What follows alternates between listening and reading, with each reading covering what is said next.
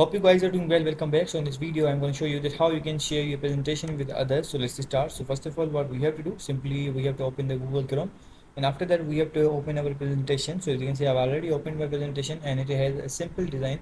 So I want to share this with my friends or with anyone who can share with you.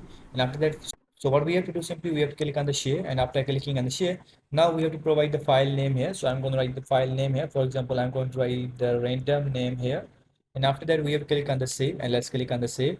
And now the file is saved. Now we have to choose the restricted general access. Now which type of access you want, anyone with the link, I'm going to select this option, and now we have to copy the link. And now if you want to enter an email or whatever you want, you can also add those emails as well. So I'm going to click on the done, and now you can share the link with anyone, and that person will get the full access of your presentation. He will be able to view this and edit this and do other functionalities as well. So in this way you can share your presentation. I hope you guys understand this video, that how you can share your presentation. So see you guys in the next video.